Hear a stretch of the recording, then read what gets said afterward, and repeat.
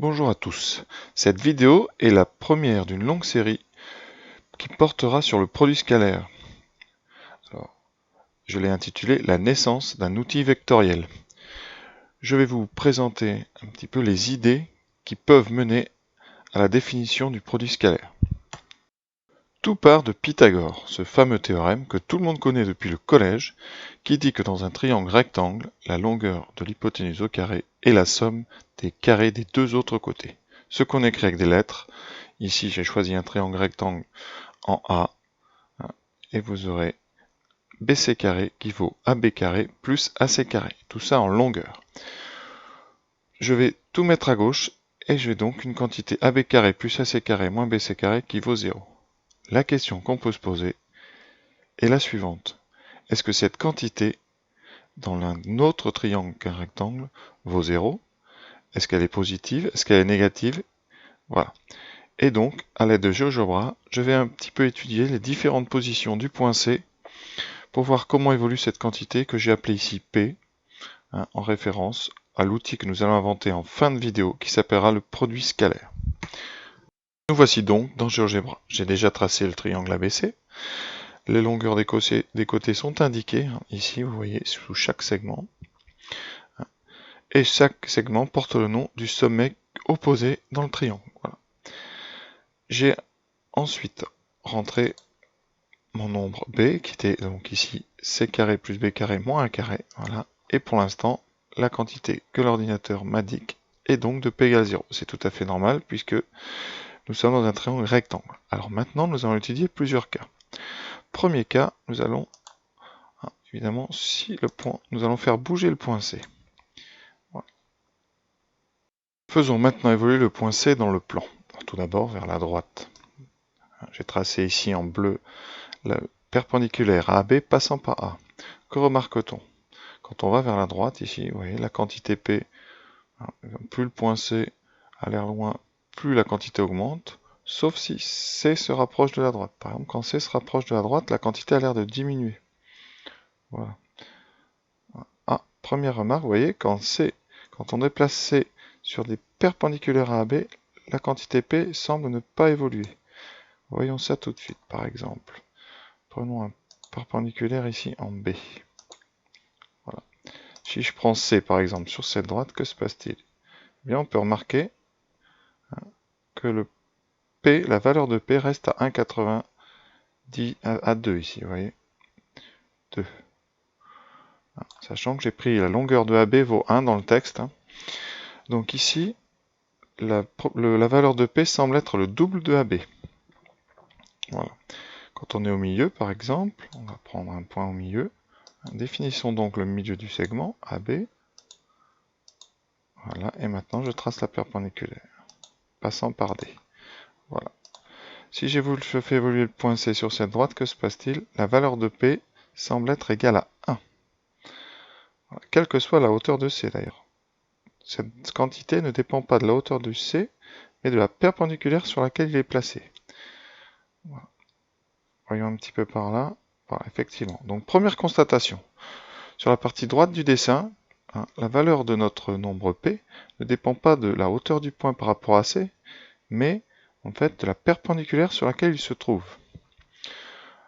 De l'autre côté, que se passe-t-il? Ah, la valeur de P est négative. Donc on a un outil, un objet là qui semble négatif quand l'angle AB AC est plus grand que 90 degrés, ici, la valeur de P semble négative. Vous voyez? Et on peut faire la même constatation si on reste sur une même perpendiculaire, la valeur de P semble ne pas changer. Donc nous essaierons de démontrer tout cela par la suite. Voilà. C'est ainsi que l'idée d'un projeté peut naître. C'est-à-dire qu'ici, je prends un point C quelconque, je vais placer donc la perpendiculaire AB passant par C, donc j'indique le point C, la droite AB, voilà. Et je crée le point ici, voilà, que j'appellerai plutôt H, puisque c'est un projeté. Donc en général, la lettre H est pour les projetés orthogonaux. Voilà. Qu'est-ce qu'on peut remarquer? Donc l'outil qu'on est en train d'essayer de créer, eh bien quand C évolue sur la droite, vous voyez,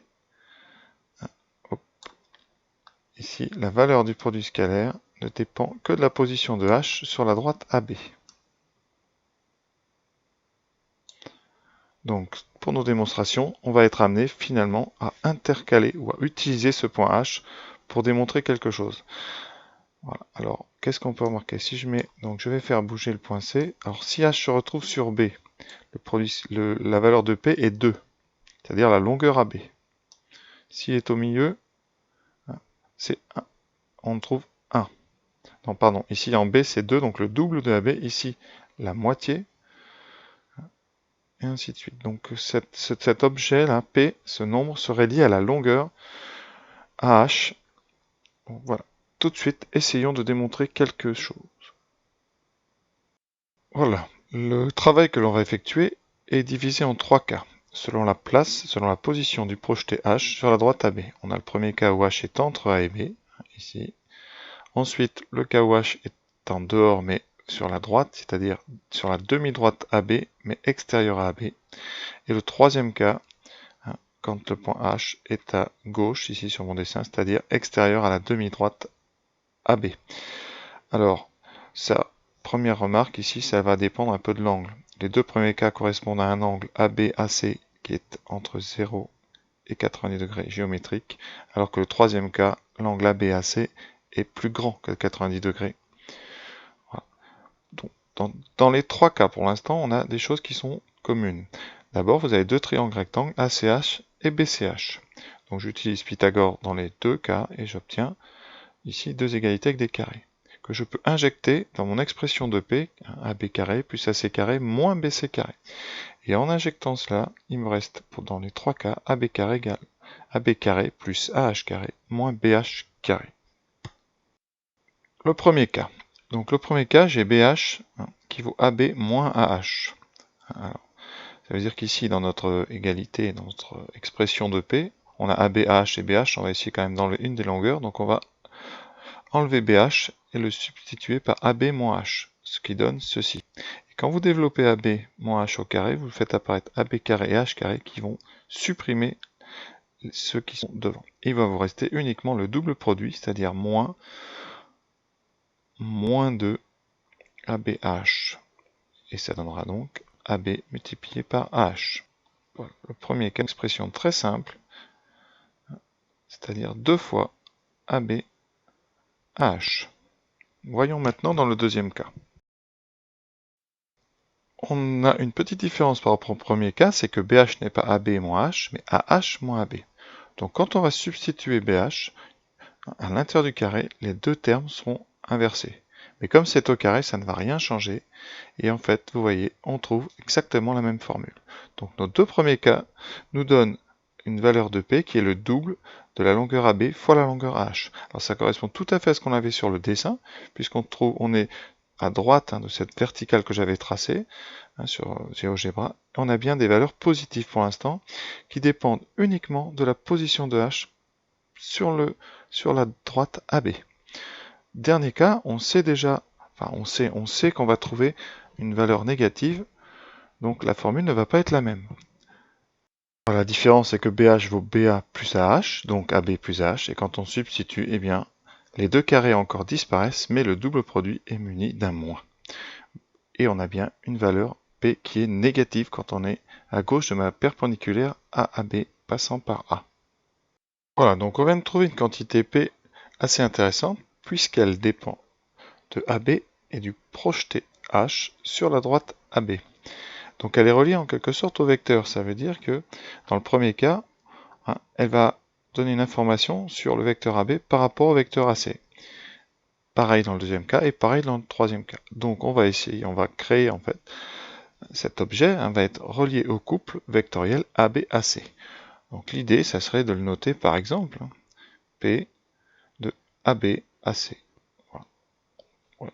Et dans ce cas-là, à chaque fois, pour chaque couple de vecteurs, on calculerait la quantité AB2 plus AC2 moins BC2, et on aurait comme ça un nombre qui nous dirait si le projeté est à droite ou à gauche, c'est-à-dire sur le segment AB, en dehors du segment. Voilà. Si aussi, on voit c'est une quantité qui est intéressante parce que si l'angle est droit, eh bien la quantité est nulle. Donc ça permet de repérer si un triangle est droit.